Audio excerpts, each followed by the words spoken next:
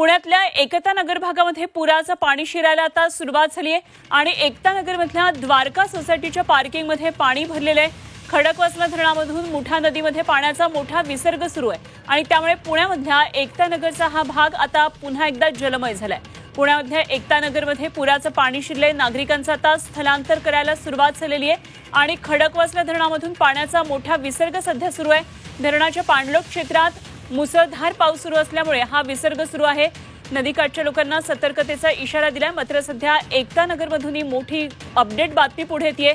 द्वारका सोसायटीच्या पार्किंगमध्ये पाणी शिरलेलं आहे, मोठ्या प्रमाणामध्ये पाणी साचलेलं आहे। काय नेमकी सगळी परिस्थिती आहे जाणून घेऊया। आमचे प्रतिनिधी निलेश खरमरे या सर्व घडामोडींवर लक्ष ठेवून आहेत। निलेश, एकता नगरमध्ये पाणी साचायला सुरुवात झाली आहे, काय नेमकी परिस्थिती आहे? मुसळधार पाऊस अजूनही सुरूच आहे?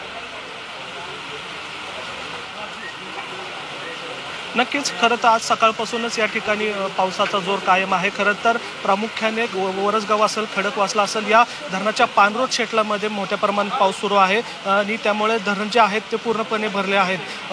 पुण्याचे जे धरण क्षेत्रातले जे चारही धरणं आहेत त्या धरण क्षेत्रामध्ये जोरदार पाऊस पडत असल्यामुळे चारही धरणातलं जे पाणी आहे ते सोडण्यात आलेलं आहे। आज सकाळपासून खडकवासला धरणातून विसर्ग मोठ्या प्रमाणात सुरू आहे आणि आता 11 वाजता हा विसर्ग वाढवलेला आहे। जवळपास 35,000 क्युसेक इतका विसर्ग वाढवल्यामुळे मुठा नदीतलं जे पाणी आहे ते आता एकता नगर परिसरातली ही जी द्वारकामयी सोसायटी आहे त्या सोसायटीमध्ये पाणी शिरायला सुरुवात झालेलं आहे। खरं तर अनुपमा, मी या ठिकाणी दाखवू शकतो की जे मुठा नदीचं जे पाणी आहे ते थेट सोसायटीमध्ये कशा प्रकारे शिरतंय। हे जे तुम्ही समोरच्या साईडला पाहताय ती मुठा नदी आहे आणि नदीचं जे पात्र आहे ते ओलांडून आता हे पाणी आतमध्ये यायला सुरुवात झालेली आहे आणि थेट आता हे पार्किंगमध्ये शिरताना आपल्याला पाहायला मिळतंय। सोसायटीतल्या 15 जणांना जे ज्येष्ठ नागरिक आहेत त्यांना या ठिकाणी स्थलांतर करण्यात आलेला आहे। फायर ब्रिगेडच्या माध्यमातून या सोसायटीतले जे 15 लोक आहेत त्यांना सुरक्षित ठिकाणी हलवण्यात आले। तर अनेक जी लोक आहेत वरच्या मजल्यावर त्यांना या ठिकाणी विनंती केली जाते पाणी वाढलं तर तुम्ही वाढण्याआधीच तुम्ही या ठिकाणी स्थलांतरित व्हा। पण आता तरी या ठिकाणी पाहतोय आपण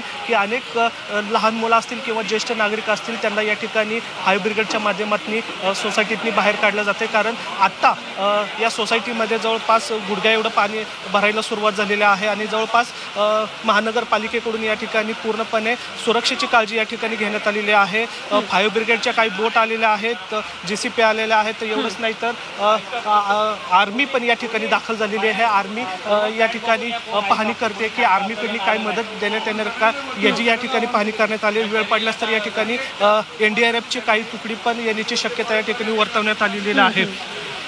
निलेश, असे संपर्कात रहा। अग्निशमन दलाच्या कर्मचाऱ्यांचा, अधिकाऱ्यांचा तिकडनं आपल्याला प्रतिक्रिया कळते, आपण पाहूया नेमकी काय प्रतिक्रिया आहे। सकाळी 11 वाजता 35,000 क्युसेक पाणी सोडणार आहेत असं कळवण्यात आलेलं आहे। त्यांना सूचना देण्यात आलेली आहे। पाण्याची पातळी आता त्यांच्या पार्किंगमध्ये गुडघ्यावर पाणी आहे, पण ते 35,000 क्युसेक पाणी आलं तर पार्किंग पूर्ण पाण्याखाली जाणार आहे। पार्किंग पूर्णपणे पाण्याखाली जाऊ शकतं। विसर्ग वाढला तर पुन्हा एकदा आपण निलेशकडे जातोय। निलेश, आपण अग्निशमन दलाचे जे कर्मचारी त्या ठिकाणी उपस्थित आहेत त्यांची प्रतिक्रिया पाहिली, एकंदरीतच परिस्थिती पाहता काय पुढे विसर्ग वाढण्याची शक्यता आहे का? कारण पाणलोट क्षेत्रामध्ये मोठ्या प्रमाणामध्ये पाऊस पडतोय असं एक चित्र सध्याचं दिसतंय। काय नेमकी आणखी खबरदारीचे उपाय या ठिकाणी सुरू आहेत?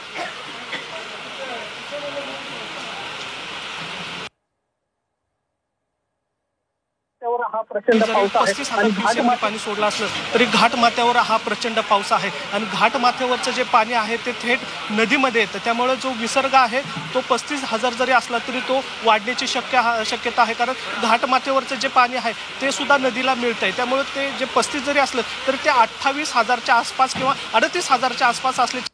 त्यामुळे जे पाणी आहे त्यांनी या ठिकाणी आर्मीचे जे जवान आहेत ते थेट सोसायटीमध्ये शिरलेले आहेत आणि लोकांना रेस्क्यू करण्यासाठी विनंती करतात। तुम्ही या ठिकाणी पाहताय की आर्मीचे जवान सुद्धा आता रेस्क्यूला पाण्यामध्ये उतरलेले आहेत, सोसायटीमध्ये गेलेले आहेत। अनुपमा, ठीक, जरूर या सर्व घडामोडींवर निलेश लक्ष ठेवून राहा। वेळोवेळी आपल्याकडून अपडेट्स पुण्यामधून जाणून घेत राहू।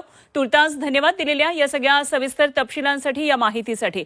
निलेश खरमरे आमचे प्रतिनिधी आपल्याबरोबर पुण्यामधून होते। एकता नगरमधली ही दृश्य आपण पाहतोय सिंहगड रोडवरच्या। तर रेस्क्यू या ठिकाणी सुरू आहे। बिल्डिंगमधल्या अनेक जे नागरिक या ठिकाणी आतापर्यंत थांबलेले होते त्यांना आता बाहेर काढण्यात आलेले आहे, त्यांचं स्थलांतर सुरू झालेलं आहे।